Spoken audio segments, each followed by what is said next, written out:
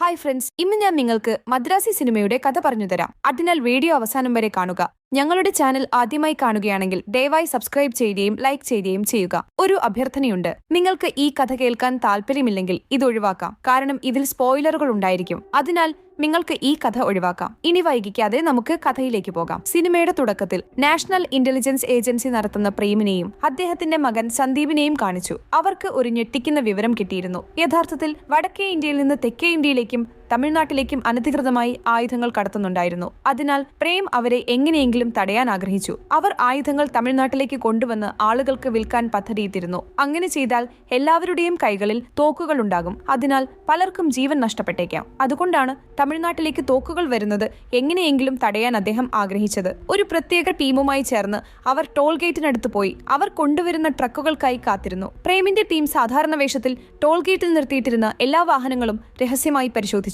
അപ്പോഴാണ് നമുക്ക് വിരാട്ടിനെയും ചിരാഗിനെയും കാണിച്ചത്. അവർ ഇരുവരും ഉറ്റ സുഹൃത്തുക്കളായിരുന്നു. ഈ തോക്കുകളുടെ ബിസിനസ് ചെയ്യുന്നത് അവരായിരുന്നു. അവർ ഇരുവരും ചേർന്ന് പ്രേമിന്റെ ടീമിനെ ക്രൂരമായി കൊലപ്പെടുത്തി. കണ്ടെയ്നറുകളുമായി തമിഴ്നാട്ടിലേക്ക് പ്രവേശിക്കുമ്പോൾ പ്രേം ഒരു കണ്ടെയ്നർ തടഞ്ഞു. അതിനാൽ ചിരാഗിന് ദേഷ്യം വന്നു. അയാൾ കണ്ടെയ്നർ കൊണ്ട് പ്രേമിനെ ഇടിച്ചു. അതിൽ പ്രേമിന് ഗുരുതരമായി പരിക്കേറ്റു. അദ്ദേഹത്തെ ആംബുലൻസിൽ ആശുപത്രിയിലേക്ക് കൊണ്ടുപോയിരുന്നു. പിന്നീടുള്ള രംഗത്തിൽ സിനിമയിലെ നായകൻ രഘുറാമിനെ കാണിച്ചു. രഘു ഒരു ഫ്ലൈ ഓവറിൽ കയറി ചാടി മരിക്കാൻ ശ്രമിച്ചു. കാരണം രഘുവിനെ അവന്റെ കാമുകി വഞ്ചിച്ചു പോയതിൽ അവൻ വളരെ വിഷമിച്ചിരുന്നു. അതുകൊണ്ടാണ് അവളില്ലാത്തൊരു ജീവിതം സങ്കല്പിക്കാൻ കഴിയില്ലെന്ന് പറഞ്ഞ് ആത്മഹത്യ ചെയ്യാൻ അവൻ ശ്രമിച്ചത്. രഘു ആത്മഹത്യക്ക് ശ്രമിക്കുന്നത് കണ്ട വഴിപോക്കർ എല്ലാവരും രഘുവിനെ വീഡിയോ എടുക്കാനും ഉടൻ തന്നെ ചാടി മരിക്കാനും പറഞ്ഞ് പ്രോത്സാഹിപ്പിച്ചു. കാരണം പുറത്തുള്ള ആളുകൾ പ്രശസ്തരാകാൻ ഇത്തരം നാടകങ്ങൾ കളിക്കാറുണ്ടല്ലോ. അതുകൊണ്ടാണ് രഘു പ്രശസ്തനാകാൻ തമാശ പറയുകയാണെന്ന് എല്ലാവരും കരുതിയത്. പക്ഷേ രഘു യഥാർത്ഥത്തിൽ ഫ്ലൈ ഓവറിൽ നിന്ന് താഴേക്ക് ചാടിയിരുന്നു. എന്നാൽ അവൻ വഴിയിൽ കുടുങ്ങി പിന്നീട് താഴെ വീണു. അതിനാൽ അവന് കാര്യമായ പരിക്കുകൾ പറ്റിയില്ല.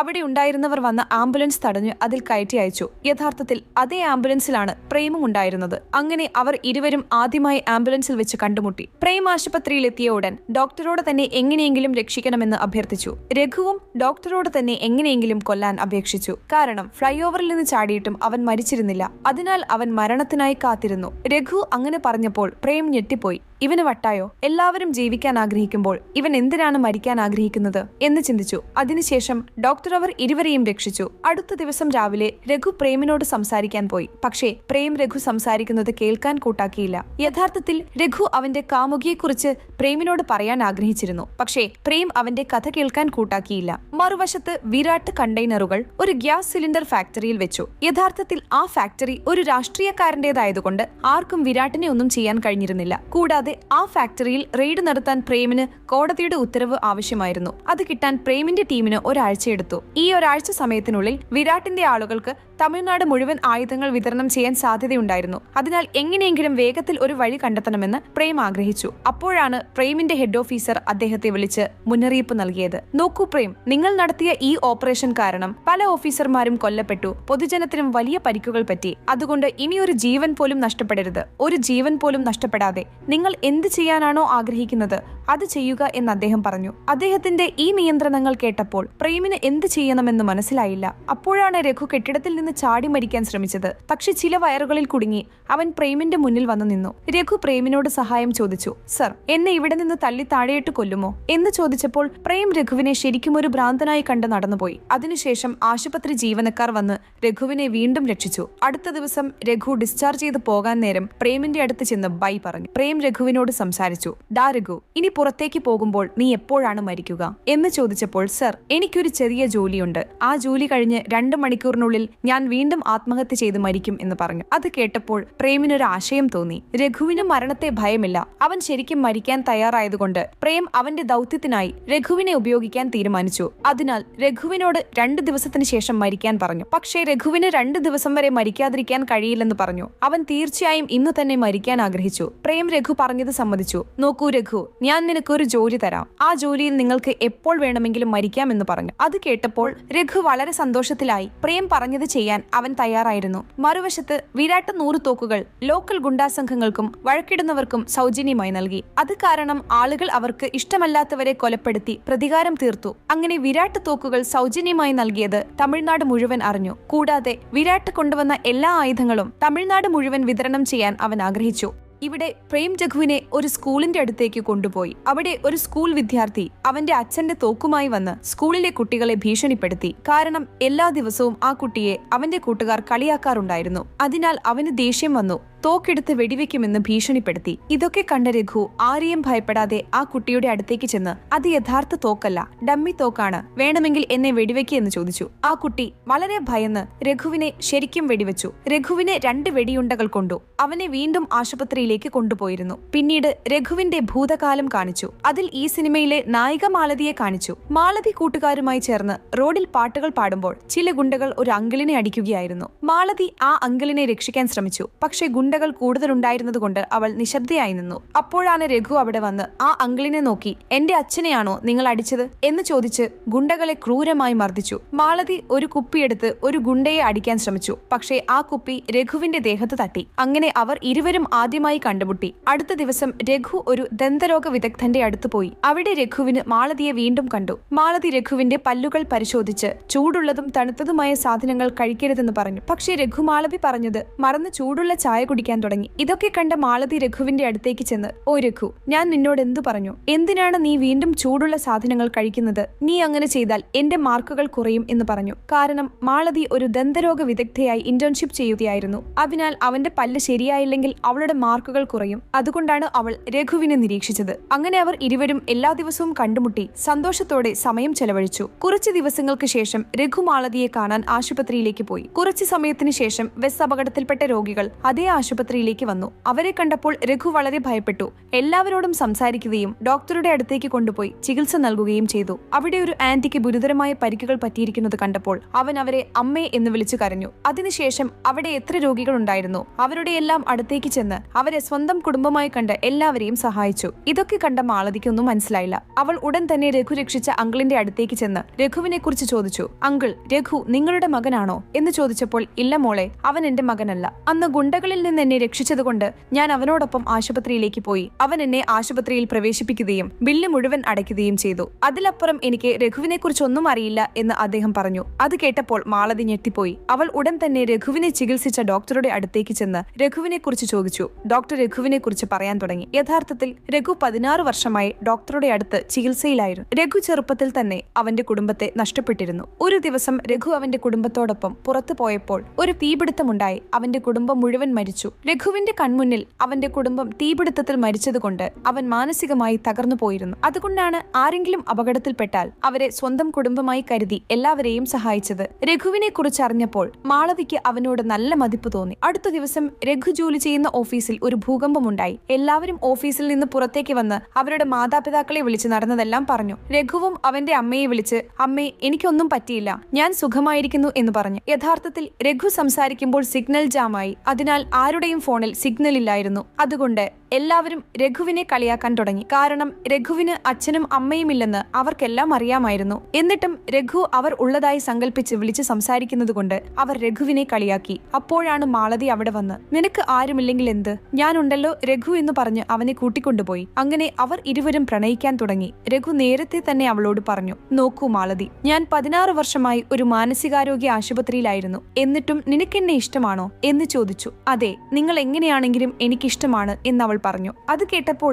രഘുവിന് ഒരു നല്ല ജീവിത പങ്കാളിയെ കിട്ടിയതിൽ വളരെ സന്തോഷം തോന്നി. അങ്ങനെ അവർ ഇരുവരും എല്ലാ ദിവസവും കണ്ടുമുട്ടി സന്തോഷത്തോടെ പ്രണയിച്ചു. ഒരു ദിവസം രഘുവിന്റെ കൺമുന്നിൽ ഒരു ചെറുപ്പക്കാരൻ അവന്റെ കാമുകിയുടെ മുഖത്ത് ആസിഡ് ഒഴിച്ചു. എന്നിട്ടും രഘു അവനെ ഒന്നും ചെയ്തില്ല, മറ്റുള്ളവരെ പോലെ നോക്കി നിന്നു. യഥാർത്ഥത്തിൽ രഘു എന്ത് ചെയ്യണം? അവൻ അവളെ സ്വന്തം സഹോദരിയായി കരുതി ആസിഡ് ഒഴിച്ചവനെ ക്രൂരമായി മർദ്ദിക്കണം. പക്ഷേ രഘു ഇപ്പോൾ സാധാരണക്കാരനായി മാറിയതുകൊണ്ട് അവൻ മറ്റുള്ളവരെ പോലെ നോക്കി നിന്നു. സത്യം മനസ്സിലാക്കിയപ്പോൾ മാളതി ഡോക്ടറുടെ അടുത്തേക്ക് ചെന്ന് രഘു എന്തുകൊണ്ടാണ് പ്രതികരിക്കാത്തതെന്ന് ചോദിച്ചു. നോക്കൂ മാളതി, രഘു നിങ്ങളുടെ പ്രണയത്തിൽ വീണു, നടന്നതെല്ലാം മറന്നു. കൂടാതെ മറ്റുള്ളവരെ പോലെ സാധാരണ ജീവിതം നയിക്കാൻ ശ്രമിക്കുകയാണ്. അതുകൊണ്ടാണ് ഇന്നു മുതൽ അവന്റെ കൺമുന്നിൽ ആർക്കെങ്കിലും എന്തെങ്കിലും സംഭവിച്ചാൽ അവൻ ശ്രദ്ധിക്കില്ല, മറ്റുള്ളവരെ പോലെ നോക്കി നിൽക്കും. ഇനി നിങ്ങൾ അവനിൽ നിന്ന് അകന്നു പോയാൽ അവൻ വീണ്ടും സാധാരണ നിലയിൽ നിന്ന് മാറിയേക്കാം എന്ന് ഡോക്ടർ പറഞ്ഞു. ഡോക്ടർ പറഞ്ഞത് കേട്ടപ്പോൾ മാളവിക്ക് വളരെ വിഷമം തോന്നി. കാരണം രഘു മാറിയാൽ പുറത്തുള്ള ആളുകളെ ആര് രക്ഷിക്കും? അന്ന് അവന്റെ കൺമുന്നിൽ ഒരു പെൺകുട്ടിക്ക് അന്യായമുണ്ടായിട്ടും അവൻ നോക്കി നിന്നു. ഇനി രഘു സാധാരണക്കാരനായിരുന്നാൽ ആരെയും സഹായിക്കില്ല എന്ന് കരുതി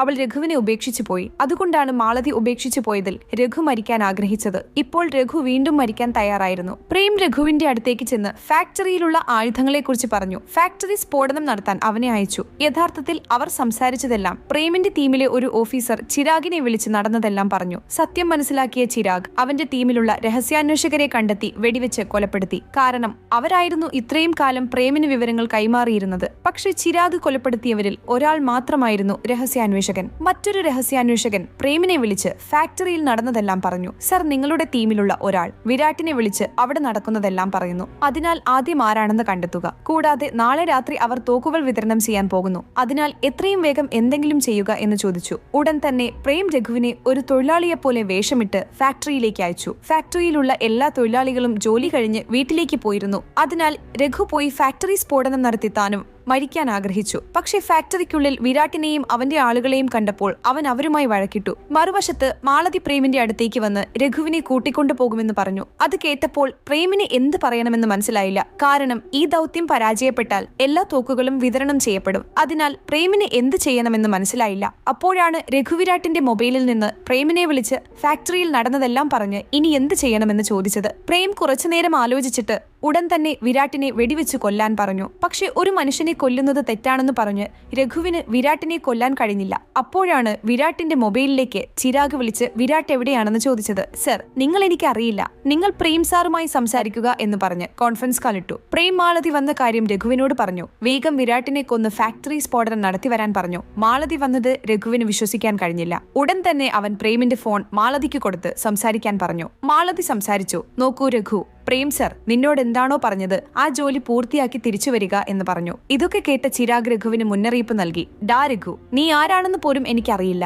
നീ വിരാട്ടിനെ കൊന്നാൽ ഞാൻ നിന്റെ കാമുകി മാളതിയെ തേടിപ്പിടിച്ച് കൊല്ലുമെന്ന് ഭീഷണിപ്പെടുത്തി. മാളതിയെ കൊല്ലുമെന്ന് ഭീഷണിപ്പെടുത്തിയപ്പോൾ രഘുവിന് വളരെ ദേഷ്യം വന്നു. അവൻ വിരാട്ടിനെ വെടിവെച്ച് കൊലപ്പെടുത്തി. കാരണം മാളതിയെ ആരെങ്കിലും എന്തെങ്കിലും പറഞ്ഞാൽ അവന് സഹിക്കാൻ കഴിയില്ല. അങ്ങനെയുള്ളപ്പോൾ ചിരാഗ് മാളതിയെ കൊല്ലുമെന്ന് ഭീഷണിപ്പെടുത്തിയാൽ രഘു വെറുതെ ഇരിക്കുമോ? അതുകൊണ്ടാണ് അവൻ വിരാട്ടിനെ വെടിവെച്ചത്. അതിനുശേഷം പ്രേം രഘുവിനെ ഒരു രഹസ്യ സ്ഥലത്ത് നിർത്തി. അവിടെ മാളതിയെ കണ്ടപ്പോൾ രഘുവിന് വളരെ സന്തോഷമായി. കൂടാതെ നടന്നതെല്ലാം അവളോട് പറഞ്ഞ് അവൻ വളരെ വികാരഭരിതനായി. രഘു അവൾക്ക് വേണ്ടിയാണ് ഇതെല്ലാം ചെയ്തതെന്നറിഞ്ഞപ്പോൾ അവൾ അവനെ മനസ്സിലാക്കുകയും വീണ്ടും ഉപേക്ഷിച്ചു പോകാതെ രഘുവിനൊപ്പം നിൽക്കുകയും ചെയ്തു. അടുത്ത രംഗത്തിൽ വിരാട്ടിനെ കാണിച്ചു. യഥാർത്ഥത്തിൽ രഘു വിരാട്ടിനെ പൂർണ്ണമായും കൊന്നിരുന്നില്ല. അവൻ ജീവനോടെ ഉണ്ടായിരുന്നു. പക്ഷേ വിരാട്ട് ജീവനോടെ ഉണ്ടെന്ന് ചിരാഗിന് അറിയില്ലായിരുന്നു. വിരാട്ട് ജീവനോടെ ഉണ്ടെന്ന് അവന്റെ ടീമിലെ ആരെങ്കിലും പറഞ്ഞേക്കുമെന്ന് കരുതി പ്രേം അവന്റെ ടീമിലെ എല്ലാവരുടെയും ഫോണുകൾ വാങ്ങി. അതിനുശേഷം പ്രേം അവന്റെ സീനിയർ ഓഫീസറുടെ അടുത്തേക്ക് ചെന്ന് നടന്നതെല്ലാം പറഞ്ഞു. അപ്പോഴാണ് ചിരാഗിനെ പിടിക്കാൻ അദ്ദേഹത്തിന് ഒരു ആശയം കിട്ടിയത്. യഥാർത്ഥത്തിൽ അവൻ മാളതിയെയും രഘുവിനെയും ഉപയോഗിച്ച് ചിരാഗിനെ പിടിക്കാൻ ആഗ്രഹിച്ചു. കാരണം വിരാട്ടിനെ കൊന്നത് രഘുവായതുകൊണ്ട് ചിരാഗിന് രഘു എവിടെയാണെന്നറിഞ്ഞാൽ അവൻ രഘുവിനെ കൊല്ലാൻ വരുമെന്ന് അവർ കരുതി. അതുകൊണ്ടാണ് അവരെ ഹെഡ് ഓഫീസിലേക്ക് കൊണ്ടുപോയി സുരക്ഷിതമായി വെച്ചത്. ഇതേ കാര്യം പ്രേമിന്റെ ടീമിലുള്ള ഒരുവൻ ചിരാഗിനെ വിളിച്ചു പറഞ്ഞു. ഉടൻ തന്നെ ചിരാഗ് ഹെഡ് ഓഫീസ് പൊളിക്കാൻ ബോംബുകളുമായി വന്നു. ഇവിടെ രഘു ഗുളികകൾ മറന്നതുകൊണ്ട് ഓഫീസിൽ നിന്ന് പുറത്തേക്ക് പോയിരുന്നു. അപ്പോഴാണ് ചിരാഗ് അവന്റെ ടീമുമായി വന്ന് ഹെഡ് ഓഫീസ് പൊളിച്ചത്. കൂടാതെ അവിടെയുണ്ടായിരുന്ന മാളതിയെ പിടിച്ച് കൊല്ലാൻ ശ്രമിച്ചു. കൃത്യം അപ്പോഴാണ് പ്രേമിന്റെ മകൻ സന്ദീപ് അവിടെ വന്ന് ചിരാഗിനെ പിടിച്ച് മാളതിയോട് പോകാൻ പറഞ്ഞത്. പക്ഷേ ചിരാഗ് സന്ദീപിനെ കൊലപ്പെടുത്തി മാളതിയെ തട്ടിക്കൊണ്ടുപോയി. അപ്പോഴാണ് രഘു അവിടെ വന്ന് മാളതിയെ രക്ഷിക്കാൻ ശ്രമിച്ചത്. പക്ഷേ ചിരാഗ് അവളെ കൊണ്ടുപോയിരുന്നു. ഇപ്പോൾ സന്ദീപ് മരിച്ചതുകൊണ്ട് പ്രേം വളരെ വിഷമിച്ചു. മാളതിയെ തട്ടിക്കൊണ്ടുപോയതുകൊണ്ട് രഘു വളരെ ടെൻഷനിലായി. ഉടൻ തന്നെ രഘു പ്രേമിന്റെ ടീമിലുണ്ടായിരുന്ന ചിരാഗിനായി പ്രവർത്തിക്കുന്നവനെ കണ്ടെത്തി. കാരണം അവൻ കുറച്ച് വ്യത്യസ്തമായി പെരുമാറിയിരുന്നു. അങ്ങനെ രഘു എളുപ്പത്തിൽ അവനെക്കുറിച്ച് മനസ്സിലാക്കി. മറുവശത്ത് ചിരാഗ് തോക്കുകൾ എവിടെയാണെന്ന് മനസ്സിലാക്കി ഇന്ന് തന്നെ വിതരണം ചെയ്യാൻ ആഗ്രഹിച്ചു. ഈ വിവരം അറിഞ്ഞ രഹസ്യാന്വേഷകൻ ഉടൻ തന്നെ പ്രേമിനെ വിളിച്ചു പറഞ്ഞു. പ്രേമിന് ഒന്നും മനസ്സിലായില്ല. കാരണം തോക്കുകൾ എവിടെയാണെന്ന് ചിരാഗിന് അറിയില്ലായിരുന്നു. പിന്നെ എങ്ങനെയാണ് അറിഞ്ഞതെന്ന് അവൻ ചിന്തിച്ചു. മറുവശത്ത് രഘു ചിരാഗിനെ സഹായിച്ചവനെ പിടിച്ച് ചിരാഗ് എവിടെയാണെന്ന് മനസ്സിലാക്കി ആ സ്ഥലത്തേക്ക് പോയി. അവിടെ രഹസ്യാന്വേഷകനായിരുന്ന ആൾ രഘുവിന് ഒരു തോക്ക് കൊടുത്ത് സഹായിച്ചു. കൂടാതെ ചിരാഗിന്റെ ടീമിനെ സഹായിച്ചവനെ കൊലപ്പെടുത്തി. ഇവിടെ രഘു ചിരാഗുമായി വഴക്കിട്ടു. ചിരാഗ് വീണ്ടും മാളതിയെ കൊല്ലുമെന്ന് രഘുവിന് മുന്നറിയിപ്പ് നൽകി. അത് കേട്ടപ്പോൾ രഘുവിന് വീണ്ടും ദേഷ്യം വന്നു. അവൻ ചിരാഗിനെ വെടിവെച്ച് കൊലപ്പെടുത്തി. ഇത്തവണ ശരിക്കും തോക്കിലുള്ള എല്ലാ വെടിയുണ്ടകളും ചിരാഗിന്റെ ശരീരത്തിൽ തറച്ച് അവൻ മരിച്ചു. പക്ഷേ മാളതിയെ രക്ഷിക്കാൻ അവന് കഴിഞ്ഞില്ല. ചിരാഗിന്റെ ആളുകൾ അവളെ ആ സ്ഥലത്തു നിന്ന് മറ്റൊരു സ്ഥലത്തേക്ക് കൊണ്ടുപോയിരുന്നു. ഇവിടെ ചിരാഗ് മരിച്ച ഉടൻ ഓഫീസറുണ്ടായിരുന്ന വിരാട് ബോധം വീണ്ടെടുത്ത് എല്ലാവരെയും കൊല്ലാൻ തുടങ്ങി. അതിനുശേഷം അവൻ മാളതിയുടെ അടുത്തേക്ക് ചെന്ന് അവളെ ക്രൂരമായി മർദ്ദിച്ചു. കൂടാതെ ചിരാഗ് മരിച്ചെന്നറിഞ്ഞപ്പോൾ അവന് വളരെ വിഷമം തോന്നി. അവന്റെ ടീമിലുണ്ടായിരുന്ന രഹസ്യാന്വേഷകനെ കണ്ടെത്തി മാളതിയുടെ മുന്നിൽ വെച്ച് കൊലപ്പെടുത്തി. അതിനാൽ അവളെയും കൊല്ലാൻ അവൻ ആഗ്രഹിച്ചു. പക്ഷേ രഘുവിന്റെ കൺമുന്നിൽ മാളതിയെ കൊലപ്പെടുത്തി അവൻ അനുഭവിക്കുന്ന വേദന കാണാൻ അവൻ ആഗ്രഹിച്ചു. അതുകൊണ്ടാണ് അവളെ കൊല്ലാൻ അവന് കഴിഞ്ഞില്ല. പ്രേം നടത്തിയ ഓപ്പറേഷനിൽ പല ഓഫീസർമാരും മരിച്ചതുകൊണ്ട് പ്രേമിനെയും അദ്ദേഹത്തിന്റെ ടീമിനെയും ഈ ഓപ്പറേഷനിൽ നിന്ന് ഒഴിവാക്കി മറ്റൊരു ഓഫീസറെ നിയമിച്ചു. ആ ഓഫീസർ രഘുവിനെ അറസ്റ്റ് ചെയ്തു. കാരണം രഘു കാരണമാണ് ഇതെല്ലാം സംഭവിച്ചത്. അടുത്ത രംഗത്തിൽ തോക്കുകളുടെ ബിസിനസ് നടത്തുന്ന സിൻഡിക്കേറ്റ് അംഗങ്ങൾ വിരാട്ടിന്റെ അടുത്തേക്ക് വന്ന് ഉടൻ തന്നെ തോക്കുകൾ വിതരണം ചെയ്യാൻ പറഞ്ഞു. ശരി, ഞാൻ രഘുവിനെ കൊന്നതിനു ശേഷം മാത്രമേ തോക്കുകൾ വിതരണം ചെയ്യൂ എന്നവൻ പറഞ്ഞു. അപ്പോൾ സിൻഡിക്കേറ്റ് അംഗങ്ങൾ രഘുവിനെ ഞങ്ങൾ നോക്കിക്കോളാം, നിങ്ങൾ പോയി തോക്കുകൾ വിതരണം ചെയ്യുക എന്ന് പറഞ്ഞു. ഉടൻ തന്നെ രഘു പോർട്ടിൽ ഒളിപ്പിച്ച തോക്കുകൾ വിതരണം ചെയ്യാൻ പോയി. സിൻഡിക്കേറ്റ് അംഗങ്ങൾ പുതിയതായി വന്ന ഓഫീസറുമായി സംസാരിച്ച് രഘുവിനെ കൊല്ലാൻ ആളുകളെ അയച്ചു. രഘു വന്നവരെല്ലാവരെയും കൊലപ്പെടുത്തി നേരെ പോർട്ടിലേക്ക് പോയി വിരാട്ടിനെ കണ്ടുമുട്ടി. യഥാർത്ഥത്തിൽ രഘു കുറെ ദിവസങ്ങളായി ഗുളികകൾ കഴിച്ചിരുന്നില്ല. അതിനാൽ ഒരു മൃഗത്തെ പോലെ പെരുമാറി എല്ലാവരെയും ക്രൂരമായി മർദ്ദിച്ചു. അപ്പോഴാണ് വിരാട്ട് മാളതിയെ കൊണ്ടുവന്ന് അവളെ വെടിവെക്കുമെന്ന് ഭീഷണിപ്പെടുത്തിയത്. വിരാട്ട് അങ്ങനെ പറഞ്ഞപ്പോൾ